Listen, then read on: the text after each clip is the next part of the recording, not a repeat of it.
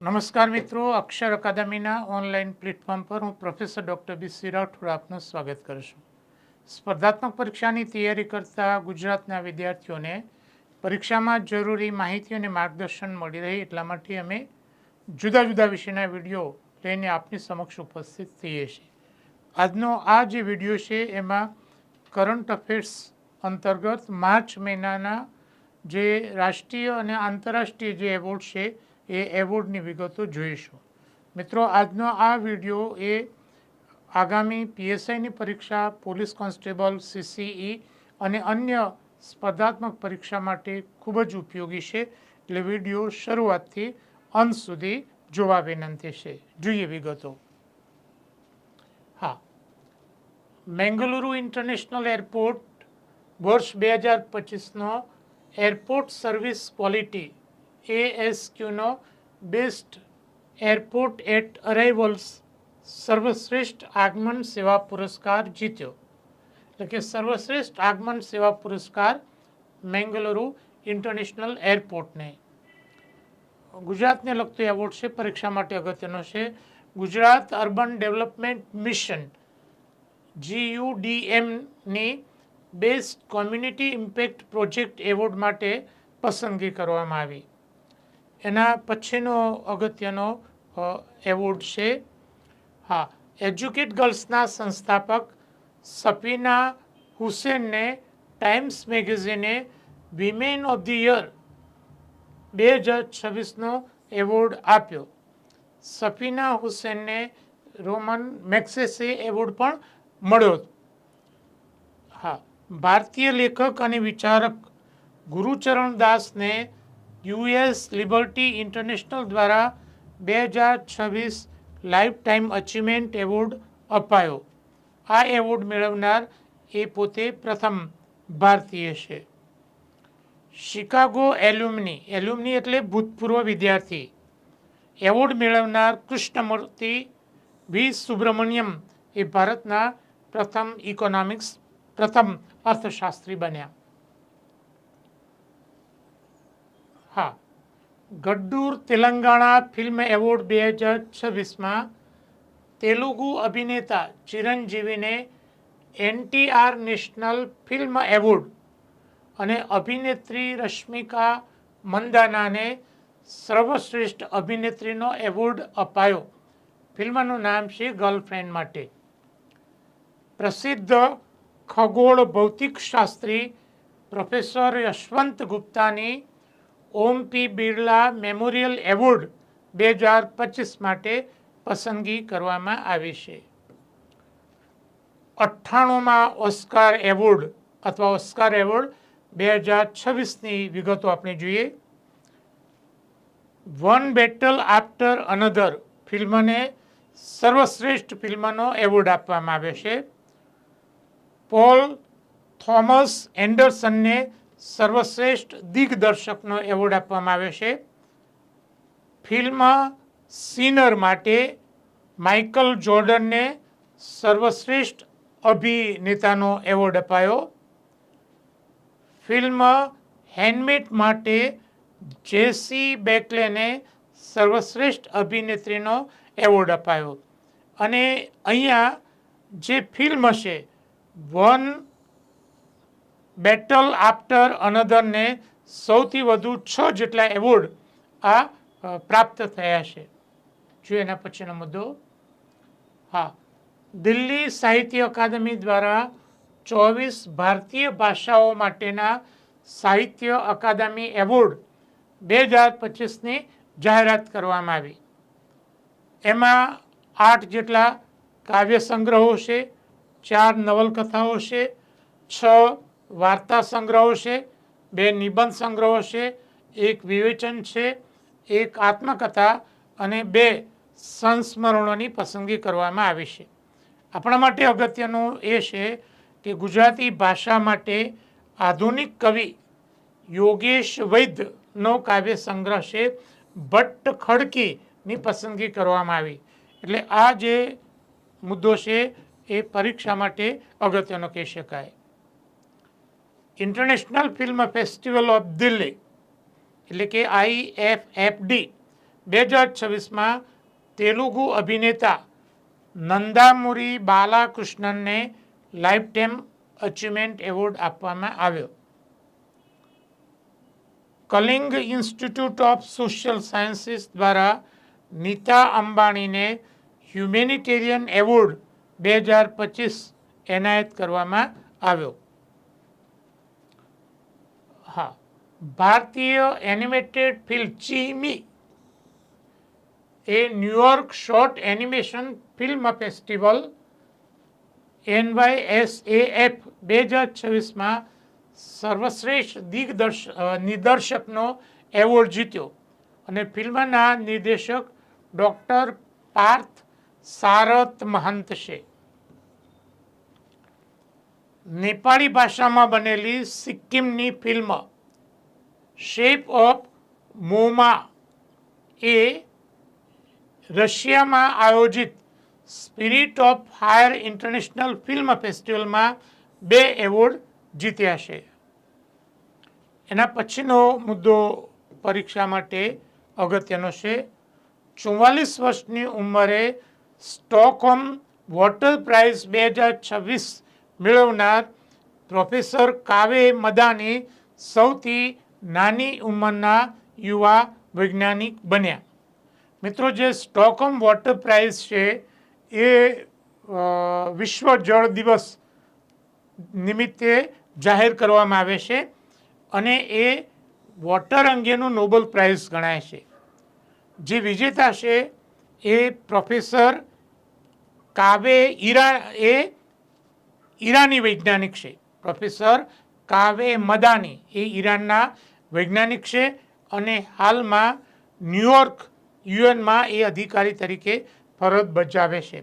એમનો એક સરસ એવો કોન્સેપ્ટ છે વોટર ઇનસોલ્વન્સી, એટલે કે જળનું દેવાળિયાપણું. પૈસા ના હોય અને બેંકમાં કોઈને દેવાળીઓ જાહેર કરે તો પાણી ખૂટી જશે, તો જળનું દેવાળિયાપણું એમનો ખૂબ જ સરસ એવો કોન્સેપ્ટ છે. હા, ભારતમાં રહેતા સ્કોટિશ ઇતિહાસકાર મૂળ સ્કોટલેન્ડના છે વિલિયમ ડેલરિમ્પલ ને એમના પુસ્તકનું નામ છે the golden road, how ancient India transformed world માટે પ્રતિષ્ઠિત માર્ક લિન્ટન હિસ્ટ્રી પ્રાઇઝ 2026 એનાયત કરવામાં આવ્યું. મિત્રો, 3-4 વિગતો છે. કરંટમાં એવોર્ડ કોને અપાયો તે ઇતિહાસકાર વિલિયમ ડેલરિમ્પલ, મૂળ સ્કોટલેન્ડના છે, હાલ દિલ્હીમાં એ પોતે રહે છે અને એમનું આ પુસ્તક છે golden road, how ancient India transform world. London central banking દ્વારા RBI રિઝર્વ બેંક ઓફ ઇન્ડિયાને ગ્લોબલ ઇનિશિયેટિવ ઓફ ધ યરનો એવોર્ડ આપવામાં આવ્યો. ભારતીય અભિનેત્રી ઋતુપર્ણા સેનગુપ્તાને UK હાઉસ ઓફ કોમન્સમાં આયોજિત એક કાર્યક્રમમાં મહિલા સશક્તિકરણ પુરસ્કાર આપવામાં આવ્યો. ફ્રાન્સમાં ભારતના પૂર્વ રાજદૂત, એટલે અગાઉ જે રાજદૂત હતા તે જાવેદ અશરફને ફ્રેન્ચ સરકાર દ્વારા legion of the honour of commander એવોર્ડથી નવાજવામાં આવ્યા. ટાટા સન્સના અધ્યક્ષ એટલે કે ઉદ્યોગપતિ નટરાજન ચંદ્રશેખરને બ્રિટિશ સરકાર દ્વારા એટલે કે બ્રિટન દ્વારા ભારત અને બ્રિટન વચ્ચે વેપાર, વાણિજ્ય અને આર્થિક સંબંધોને મજબૂત કરવા માટે માનદ નાઇટહુડની પદવી આપવામાં આવી અને આ નાઇટહુડની જે પદવી છે એને knight commander of the order of the British empire એવું એનું પૂરું નામ છે. દિલ્હીમાં આયોજિત બ્રિક્સ શિખર સંમેલનમાં ઝારખંડના ધારાસભ્ય કલ્પના સોરેનને women empowerment trailblazer award એનાયત કરવામાં આવ્યો. એના પછીનો મુદ્દો છે ભારતની એટલે કે જમ્મુ કાશ્મીરની શીતલ દેવીને વર્લ્ડ આર્ચરી દ્વારા para archer of the year 2025નો એવોર્ડ આપવામાં આવે છે. અને આર્ચર ઓફ ધ યરનો એવોર્ડ એ તુર્કીના એમેરિકન હેનીને આપવામાં આવ્યો છે. હા, આઈસીસી દ્વારા જાન્યુઆરી 2026ના પુરુષ player of the month award માટે ન્યૂઝીલેન્ડના ડેરિલ મિશેલ અને મહિલા ખેલાડી માટે બાંગ્લાદેશને શોભના મુસ્તારીની પસંદગી કરવામાં આવી. આઈસીસી દ્વારા દર મહિને 2 એવોર્ડ આપવામાં આવે છે. Player of the month award એક પુરુષ ખેલાડીને અને એક મહિલા ખેલાડીને.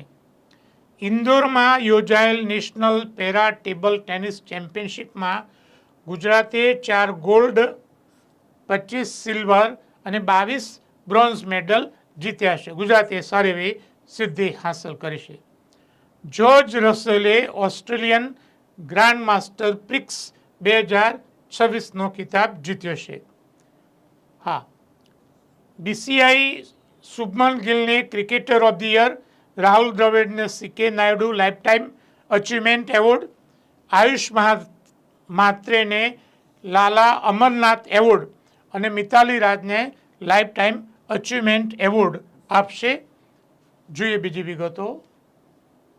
હા, સુમિત અંતિલે નવી દિલ્હીમાં આયોજિત વિશ્વ પેરા એથ્લેટિક્સ ગ્રાન્ડ પ્રિક્સ 2026માં પુરુષોની ભાલાફેંકમાં ગોલ્ડ મેડલ જીત્યો છે. આર્યના સબાલેન્કાએ ફાઇનલમાં કોકો ગાફને હરાવીને મિયામી ઓપન 2026નો ટાઇટલ જીત્યો છે.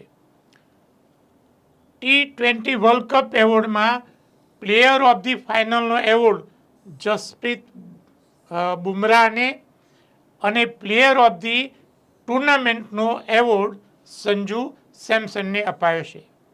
સૌથી વધુ રન પાકિસ્તાનના સાહિબજાદા ફરહાનના છે 383 અને સૌથી વધુ 14 વિકેટો 2 ખેલાડીઓના નામ છે, જસપ્રીત બુમરાહ અને વરુણ ચક્રવર્તીના નામે છે. હા,